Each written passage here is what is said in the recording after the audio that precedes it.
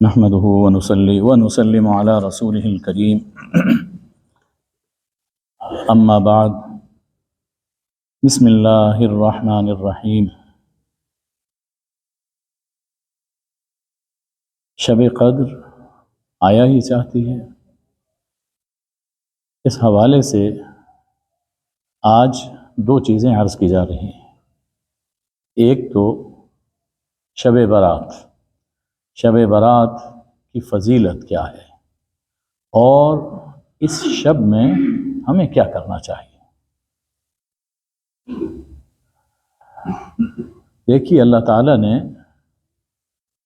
سال کے ماہ و ایام میں کچھ اوقات ایسے رکھ دیے ہیں جنہیں خاص فضیلت عطا فرمائی۔ جیسے زمین سبھی اللہ کی بنائی ہوئی ہے، لیکن جس زمین پر اللہ کا گھر بنا ہوا ہے وہ باقی زمینوں سے، باقی ٹکڑوں سے افضل ہے۔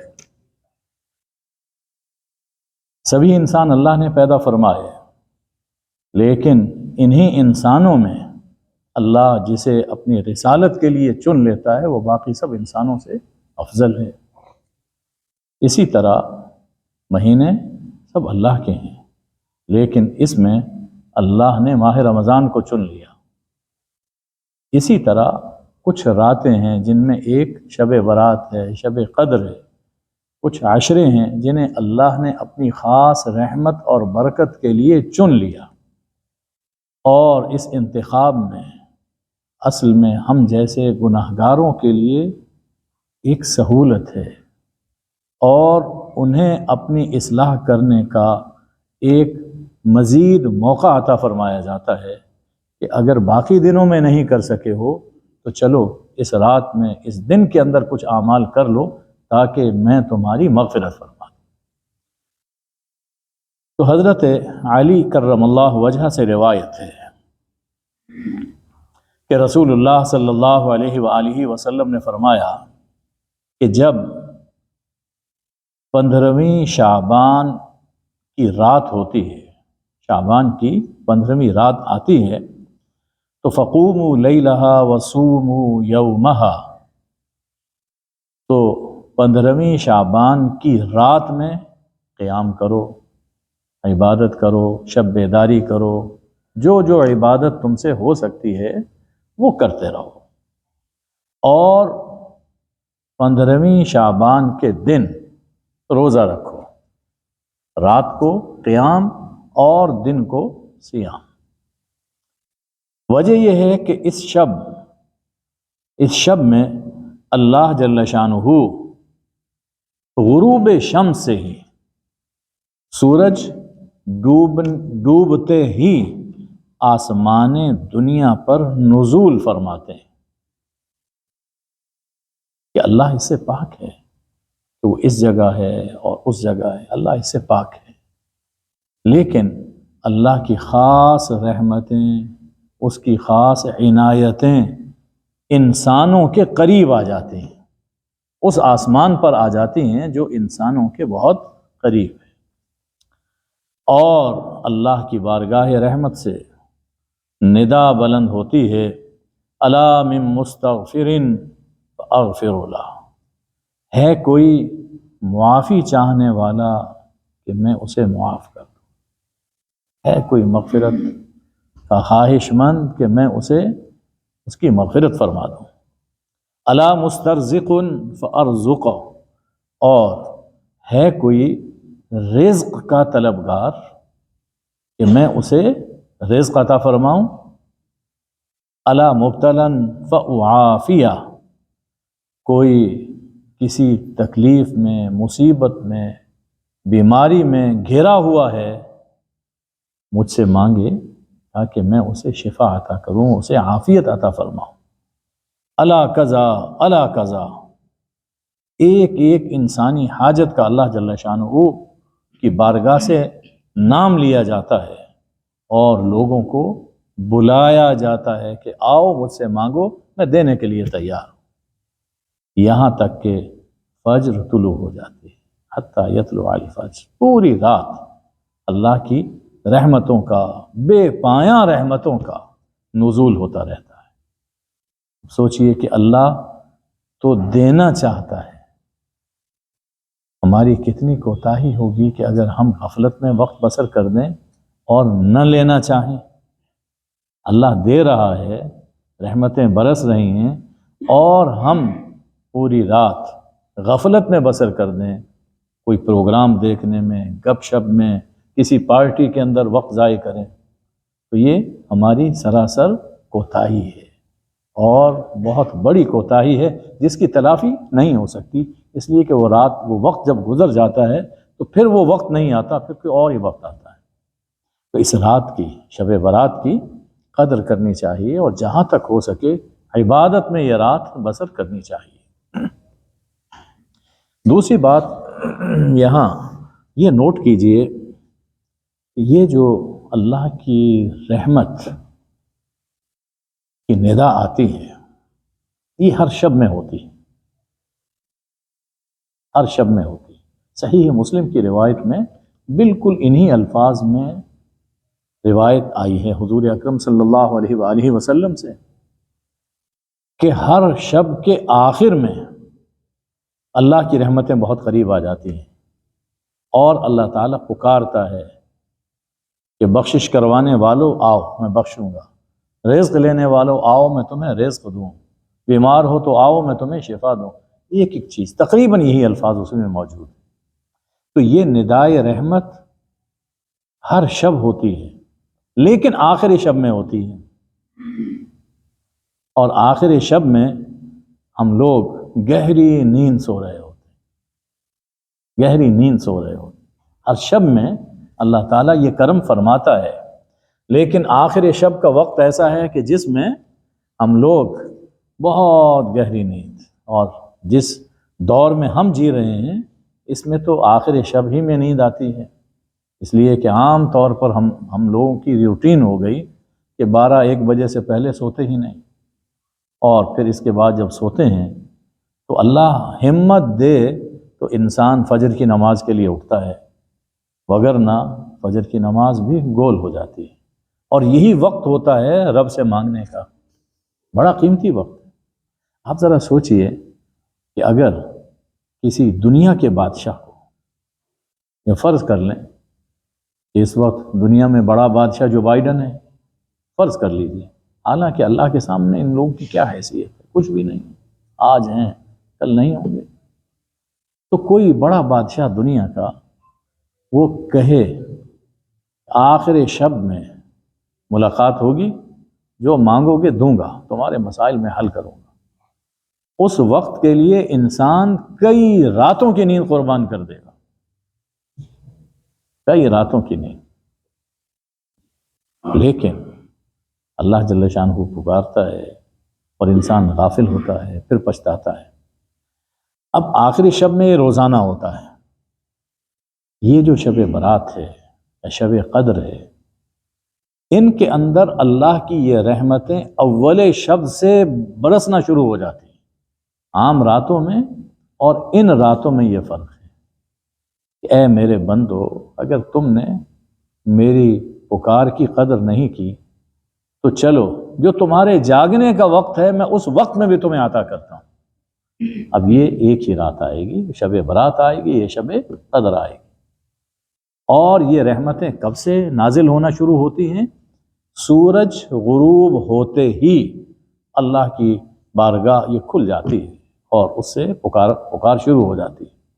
اب اگر یہ وقت، اگر آخری شب تک انسان نہیں جاگ سکتا تو غروب آفتاب سے مغرب کی نماز باجماعت پڑھی جائے، اس کے بعد عشاء تک انسان نوافل میں مصروف رہے، تلاوت میں مصروف رہے، ذکر میں مصروف رہے، عشاء کے بعد جب تک انسان جاگ سکتا ہے وہ جاگے۔ یہ ڈرامے اور دوسری جو لغویات ہیں ان سے انسان گریز کرے، نیند آئے سو جائے، کوشش کرے کہ آخری شب میں پھر اٹھ جائے، تو اس طرح پوری شب گزاری جائے، یقیناً اللہ کی رحمتوں سے حصہ پائے گا۔ تو یہ اللہ اپنی رحمت سے چونکہ نوازنا چاہتا ہے، ہر بندے کو نوازنا چاہتا ہے، جو کوتاہ ہیں، سست ہیں، انہیں بھی اللہ دینا چاہتا ہے۔ اس کے باوجود اگر کوئی نہ لے تو شکوہ اپنی قسمت سے کرنا چاہیے، اللہ کی رحمت سے نہیں۔ اس رات میں کوئی خاص عبادت مروی نہیں، خاص کوئی عبادت نہیں۔ آپ دیکھتے ہوں گے، میسیجز آتے ہوں گے کہ 2 رکعت، 4 رکعت، 10 رکعت، 20 رکعت پڑھی جائے، اور پہلی رکعت میں یہ صورت، پھر اس کے بعد اتنے 1000 دفعہ یہ تسبیحات کی جائیں، یہ ذکر کیا جائے، اور یہ سب سلسلہ ہے۔ حضور اکرم صلی اللہ علیہ وآلہ وسلم سے ایسی کوئی بات منقول نہیں، نہ کوئی نوافل کوئی خاص طرح کے وہ منقول ہیں، نہ ہی کوئی خاص ذکر اس رات میں منقول ہے۔ حضور صلی اللہ علیہ وسلم سے کچھ منقول نہیں۔ ہاں، وہی اذکار یا وہ نوافل جو عام راتوں میں، عام دنوں میں پڑھے جاتے ہیں، انہی نوافل کو پڑھنے کا اس رات میں اہتمام کیا جائے۔ چونکہ یہ خاص رات ہے تو اس میں عام نوافل بھی خاص ہو جائیں گے۔ خاص وقت میں جب عام عبادت کی جاتی ہے تو وہ بھی خاص بن جاتی ہے۔ تو اس لیے یہ جو وظیفے ہیں اور دعائیں لکھی ہوئی وہ آ رہی ہیں، اس کی طرف توجہ دینے کی ضرورت نہیں ہے۔ عام نوافل میں کچھ کا میں ذکر کر دیتا ہوں جن کی فضیلت خود حضور اکرم صلی اللہ علیہ وآلہ وسلم سے منقول ہے۔ حضرت ابو ہریرہ رضی اللہ تعالی عنہ سے روایت ہے کہ رسول اللہ صلی اللہ علیہ وآلہ وسلم نے ارشاد فرمایا حضرت بلال کو، اور فجر کی نماز کے وقت ارشاد فرمایا، بلال سے کہا اور فجر کی نماز کے وقت کہا، یا بلال حدثنی بأرجى عمل عملته فی الاسلام،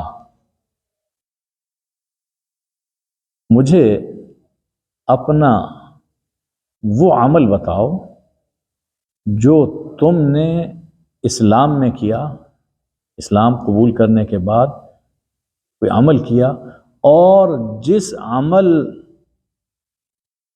کے ذریعے تمہیں اپنی مغفرت کی زیادہ امید ہے، کوئی ایسا عمل مجھے اپنا بتاؤ کہ جو تم نے اسلام کے بعد کیا ہے اور تمہیں اس عمل سے اپنی مغفرت کی زیادہ امید ہے۔ وجہ یہ ہے فإنی سمعت دفن علیک بین یدی فی الجنہ، اس لیے کہ میں نے تمہارے جوتوں کے گھسٹنے کی آواز جنت میں اپنے آگے سنی ہے۔ میں جب جنت میں گیا تو تمہارے جوتوں کے کھسکساہٹ، گھسٹنے کی آواز وہ میں نے اپنے آگے آگے سنی ہے۔ تو کون سا عمل کرتے ہو؟ یہ کون پوچھ رہے ہیں؟ رسول اللہ صلی اللہ علیہ وآلہ وسلم۔ اس سے ہمیں بھی ایک سبق ملتا ہے کہ اگر کسی بھائی کو اپنے اچھے حال میں دیکھیں تو پوچھنے میں کوئی حرج نہیں ہے، کوئی حرج نہیں۔ مجھے بھی کوئی عمل بتا دیں، کوئی ذکر بتا دیں کہ میں بھی وہ عمل کروں، میں بھی اللہ کا قرب حاصل کر سکوں۔ اور بتانے میں بھی کوئی حرج نہیں ہے، نہ پوچھنے میں کوئی حرج ہے، نہ ہی بتانے میں کوئی حرج ہے۔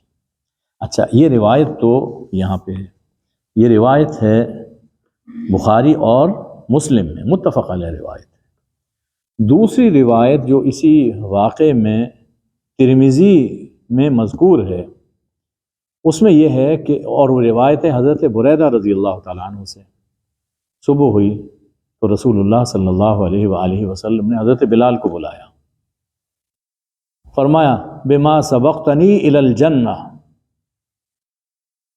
کیا عمل ہے تو جنت میں مجھے اپنے سے آگے دکھائی دیتا ہے، جنت میں مجھے اپنے سے آگے آگے دکھائی دیتا ہے۔ آپ اس میں کوئی ذہن میں خلجان نہیں آنا چاہیے کہ حضور صلی اللہ علیہ وسلم سے بھی آگے. بھائی خادم تو آگے ہی ہوتا ہے. جب بڑا کوئی بڑا چلتا ہے تو خادم آگے ہوتا ہے. تو ان کا آگے ہونا خادم کی حیثیت میں. اس لیے کہ میں جب بھی جنت میں داخل ہوا تو میں نے سمعت خشخشتک امامی، تو اپنے آگے میں نے تمہاری آہٹ سنی ہے جب بھی میں جنت میں داخل ہوا. تو وہ کیا عمل ہے؟ حضور اکرم صلی اللہ علیہ وآلہ وسلم یہ پوچھ رہے ہیں. سبحان اللہ، میں نے اپنے آگے آگے سنی. اچھا، آگے بڑھنے سے پہلے یہ بات بھی یاد رکھنے کی ہے. ایک تو واقعہ ہے معراج کا، جس کا ذکر قرآن پاک میں بھی موجود ہے، جس میں حضور اکرم صلی اللہ علیہ وسلم کو عجائب کائنات کی سیر کروائی گئی، اور پھر عندہا جنت المأوا، سدرۃ المنتہا کے قریب جنت المأوا، اس کی سیر ہوئی، اور پوری جنت کے اللہ تعالیٰ نے آپ کو سیر کروائی. صرف یہ ایک مرتبہ نہیں ہوا، کئی مرتبہ ہوا. وہ معراج میں سیر اور مشاہدے وہ جسمانی طور پر تھے، اور باقی جتنے بھی واقعات میں ذکر آتا ہے وہ منامی ہے، معراج منامی. اس میں اللہ تعالیٰ نے حضور صلی اللہ علیہ وسلم کو اپنی عجائب، اپنی قدرتوں کا مشاہدہ کروایا. تو خواب اور نبی صلی اللہ علیہ وآلہ وسلم یا جو بھی نبی ہوں، ان کا خواب ایسا ہی ہے جیسے بیداری کی کوئی بات بتائی جائے، دکھائی جائے، لیکن وہ سب منامی ہیں. تو یہ جو ذکر آ رہا ہے یہ سب وہ خواب کا ذکر آ رہا ہے. تو فرمایا کہ میں نے تمہارے جوتوں کی کسکساہٹ اپنے آگے آگے سنی ہے. اب ہم متفق علیہ روایت کی جانب آ رہے ہیں.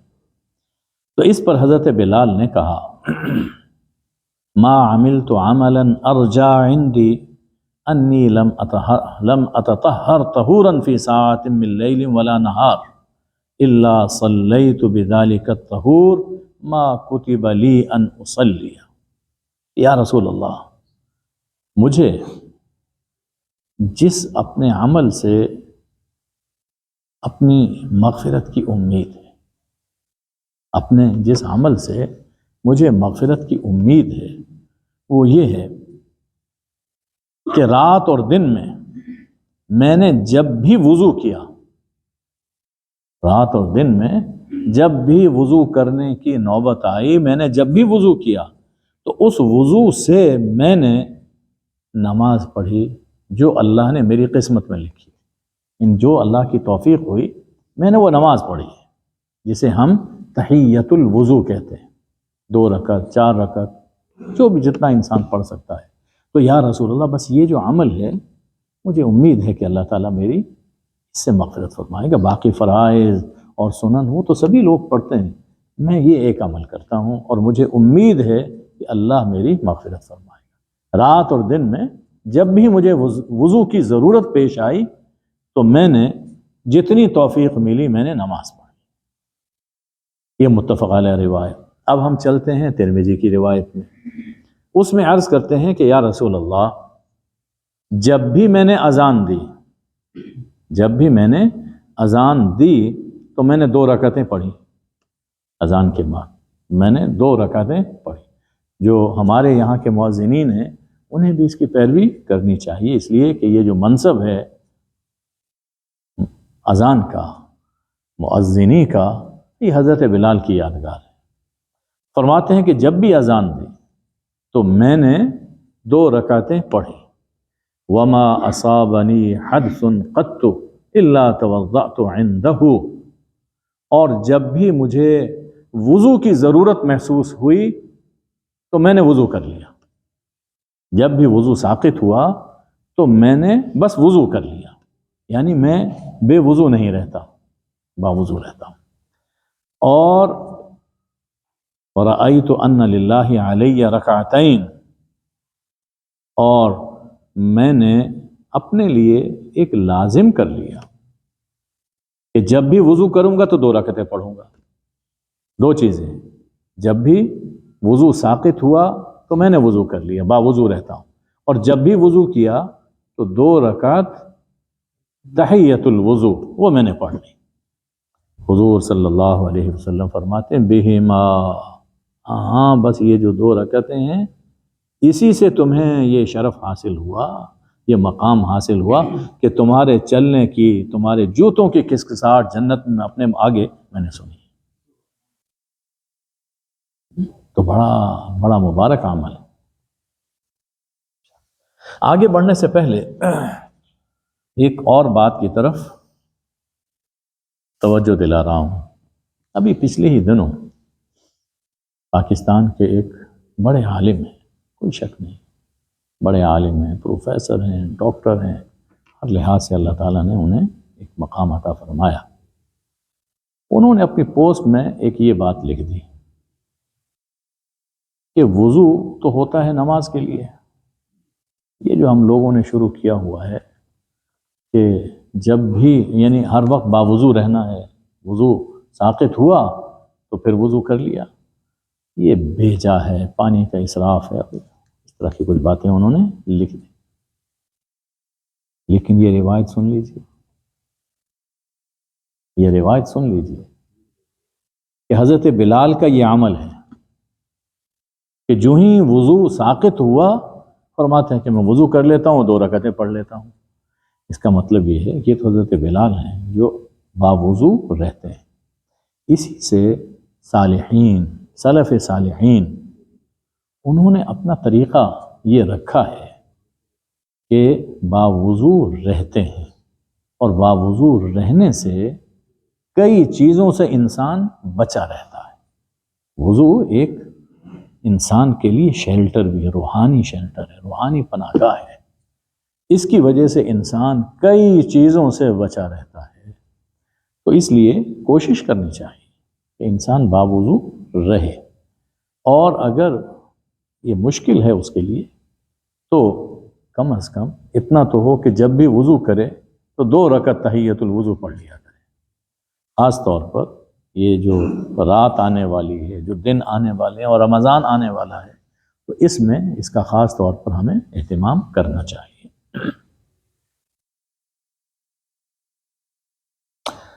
ایک اور نماز جسے ہم نماز استخارہ کہتے ہیں، صلاۃ الاستخارہ۔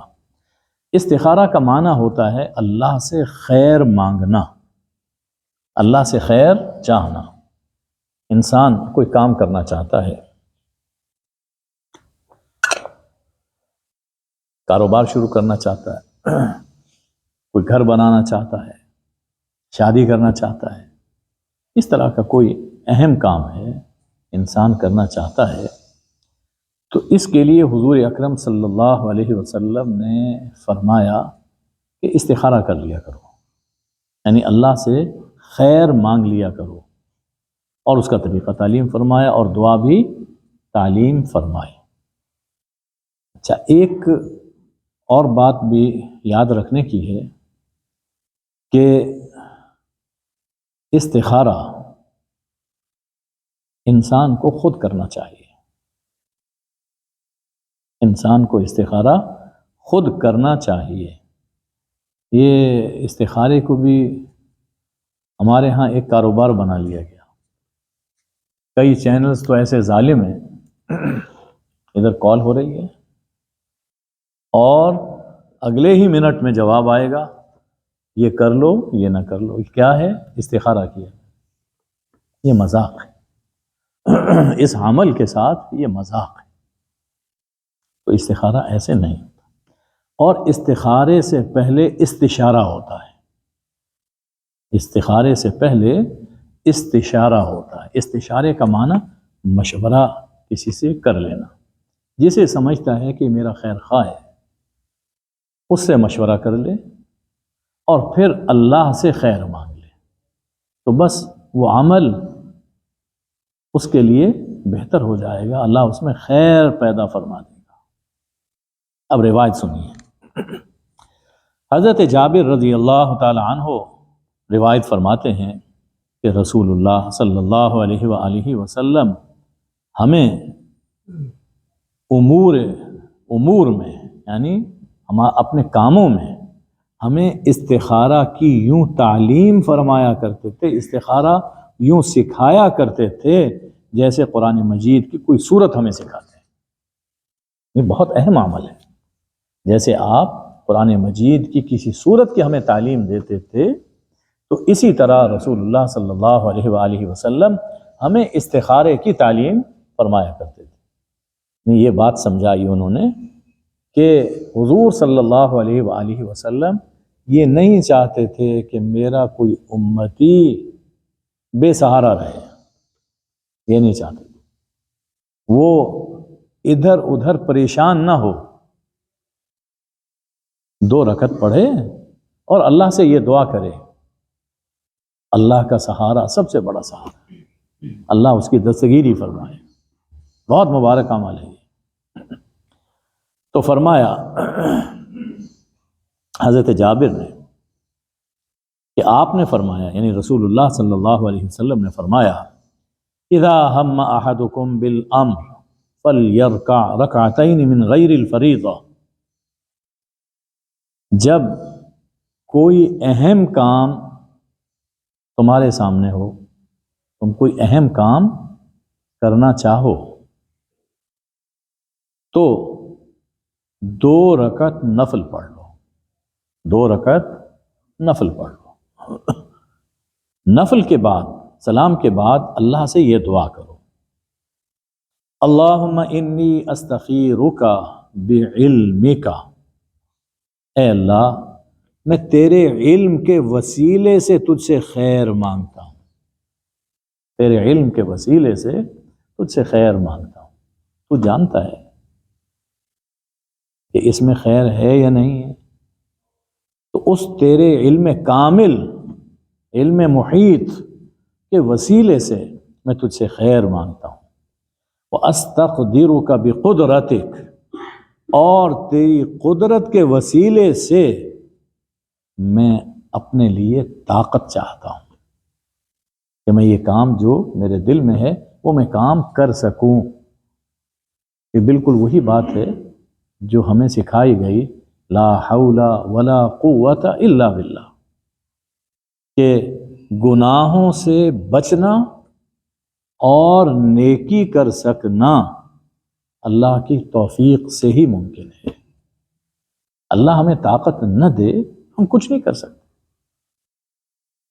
تو فرمایا کہ میں یعنی یہ اللہ سے دعا کرے کہ اللہ مجھے تیری قدرت ہے ہر چیز پر، ہر کام پر، میں اس قدرت کے وسیلے سے تجھ سے طاقت چاہتا ہوں، توفیق چاہتا ہوں، وَأَسْأَلُكَ مِن فَضْلِكَ الْعَظِيمِ، اور میں تیرے فضل عظیم سے تجھ سے سوال کرتا ہوں، تیرے فضل عظیم، تیرا فضل بہت، اللہ کیا ہے، ذو الفضل العظیم ہے۔ قرآن مجید میں اللہ نے کئی جگہ یہ فرمایا کہ اللہ بڑے فضل والا ہے، تو تیرے فضل عظیم سے میں تجھ سے مانگتا ہوں، کیوں؟ فَإِنَّكَ تَقْدِرُ وَلَا أَقْدِرُ، تو قادر ہے میں قادر نہیں، تو قدرت رکھتا ہے میں قدرت نہیں رکھتا، تو قدرت رکھتا ہے میں قدرت نہیں رکھتا، وَتَعْلَمُ وَلَا أَعْلَمُ، تو جانتا ہے میں نہیں جانتا۔ انسان کتنا ہی جانتا کیوں نہ ہو، کچھ نہیں جانتا، کتنا ہی قادر کیوں نہ ہو،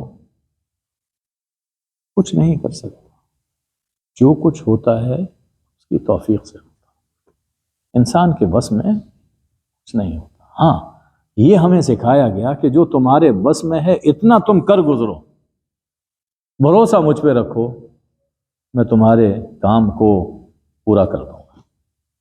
تو تو قادر ہے میں قادر نہیں، تو جانتا ہے میں نہیں جانتا، وَأَنْتَ عَلَّامُ الْغُیُوبِ، اور تو سب غیبوں کو جاننے والا ہے۔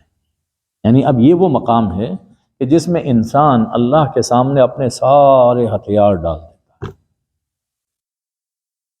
کہ میں بس تیرے سپرد ہوں، میرے پاس کچھ نہیں۔ اللہم ان کنت تعلم ان ھذا الامر خیر لی، اے اللہ اگر تو جانتا ہے کہ یہ کام، جب یہ لفظ بولے کہ یہ کام، ھذا الامر، یہ کام، تو اپنے دل میں اپنے مقصود کا تصور کرے، جو بھی اس کا مقصد ہے، جس کے لیے استخارہ کر رہا ہے، اس کا تصور کرے۔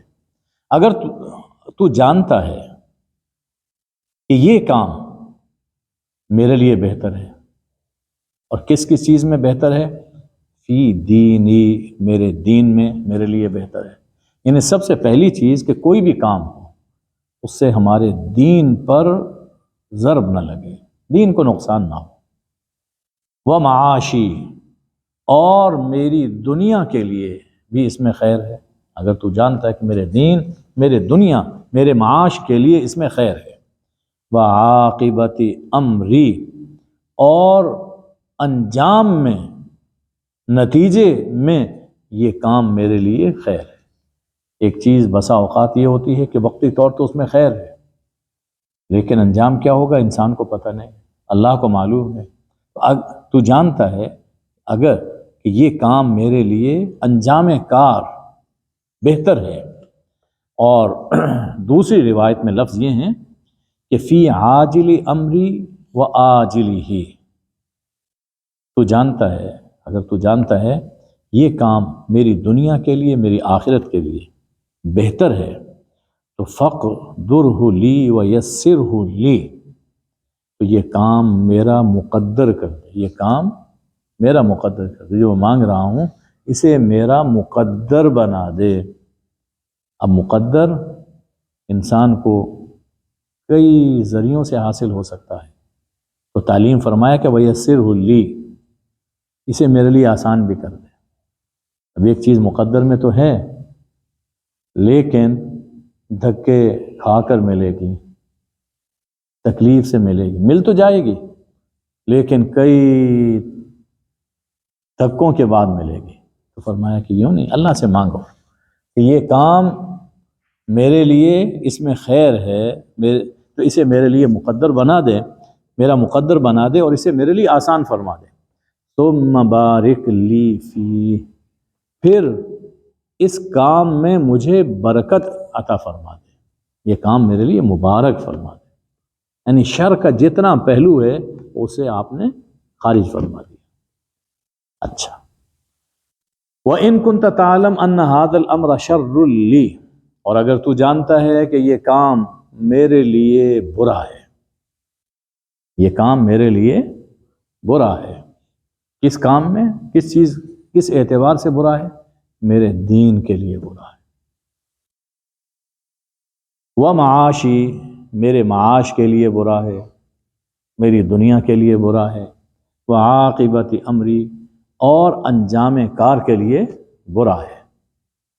یہ دوسری روایت کے الفاظ یہ ہیں کہ عاجل امری و آجلی ہی، کہ دنیا کے لیے برا، آخرت کے لیے برا ہے۔ تو کیا فرما؟ فَاصْرِفْهُ عَنِّي وَاصْرِفْنِي عَنْهُ، تو اس کام کو مجھ سے پھیر دے اور مجھے اس کام سے پھیر دے۔ تاکید در تاکید فرمائی، یہ کام میرے قریب نہ آئے، میں اس راہ پر نہ چلوں جو اس کام کی طرف جانے والی ہوں، اس کام کو مجھ سے ہٹا دیں۔ قرآن مجید میں حضرت یوسف علیہ السلام کی ایک دعا مذکور ہے کہ جب ان عورتوں نے گھیر لیا تو یہ عرض کی اللہ کی بار میں، الا تصرف عنی کیدہن، اے اللہ اگر آپ نے ان کے مکر کو مجھ سے نہ ہٹایا، ہٹانے والا وہی ہے، بچانے والا وہی۔ اسی طرح اسی سورہ یوسف میں اللہ نے یہ فرمایا کہ ہم نے یہ جو کچھ کیا، لنصرف عنہ السوء والفحشاء، کہ یوسف سے ہم برائی کو، بے حیائی کو پھیر دینا چاہتے تھے، برائی اور بے حیائی ان کے قریب بھی پھٹکنے نہ پائے۔ تو اگر یہ کام میرے لیے برا ہے تو اس کام کو مجھ سے ہٹا دے اور مجھے اس کام سے ہٹا دے کہ میرا دل اس کی طرف مائل ہی نہ ہو، تو پچھتاوا مجھے نہ رہے۔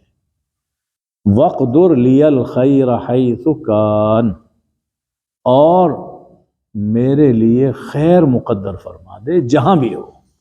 یہاں اگر نہیں ہے تو جہاں بھی کوئی خیر میرے لیے مقدر ہے، جس کام میں بھی خیر ہے، اے اللہ وہ میرے لیے مقدر فرما دے۔ ثم ارضنی بہ، اور پھر مجھے اس کام پر راضی کر دے، میرا دل مطمئن فرما دے۔ ایسا نہ ہو کہ کام بھی ہو لیکن دل کے اندر ایک خلش باقی رہے، بے چینی رہے، وہ اچھا تھا، وہ اچھا تھا، نہیں، اے اللہ پھر مجھے اس پر اطمینان عطا فرما۔ یہ ہے استخارے کی دعا۔ اب ذرا اندازہ کیجئے کہ حضور اکرم صلی اللہ علیہ وسلم نے کس کس باریک پہلوؤں سے انسان کی کامیابی کی راہ انسان کو سکھائی کہ کوئی میرا امتی اس دنیا میں ناکام اور پریشان نہ رہے۔ آپ دیکھتے ہیں کہ ہم سبھی پریشان جب ہوتے ہیں، انسان ظاہر ہے جب تک اس دنیا میں ہے اسے کچھ نہ کچھ پریشانی لاحق رہتی ہے، تو پھر اس کے لیے ہم مختلف طرح کے وظیفے وہ تلاش کرتے ہیں۔ جو وظیفہ، یہ وظیفہ ہے باقاعدہ، یہ حضور اکرم صلی اللہ علیہ وسلم نے تعلیم فرمایا اور بخاری کی روایت ہے، صحیح سند سے یہ مروی ہے۔ اس وظیفے کو اپنانا چاہیے، اللہ تعالی ہمارے لیے خیر مقدر فرمائے گا۔ اسی طرح اور بھی کئی نوافل ہیں، بس آج اسی پر اکتفا کرتے ہیں۔ اللہم صلی علی سیدنا و مولانا محمد النبی الامی و آلہ وبارک وسلم۔ اے اللہ ہمیں شب برات کی قدر کرنے کی توفیق عطا فرما، شب برات کو ہمارے لیے مغفرت، رحمت اور برکت کا سبب بنا۔ اے اللہ ماہ شعبان کے بقیہ ایام میں ہمیں برکتیں عطا فرما اور ہمیں رمضان نصیب فرما۔ اے اللہ ہمارے جو بھائی بہن کسی بھی تکلیف میں مبتلا ہیں، ظاہری ہو یا باطنی ہو، اے اللہ اس تکلیف کو دور فرما دے۔ ہمارے جتنے اعزہ انتقال کر چکے ان کی مغفرت فرما۔ اللہ جتنے بیمار ہیں ان سب کو شفا عطا فرما۔ یا اللہ پاکستان کی حفاظت فرما، اللہ پاکستان کی حفاظت فرما، ہمارے وطن کو امن کا، امان کا گہوارہ بنا، ہمارے وطن کو امن اور ایمان کی دولت عطا فرما۔ اپنے کرم سے دنیا اور آخرت میں ہر طرح کی خیر عطا فرما اور ہر قسم کے شر سے بچا۔ وصلی اللہ وبارک وسلم علی حبیبہ سیدنا محمد و آلہ الطیبین الطاہرین، آمین یا ارحم الراحمین۔ ٹھہریے۔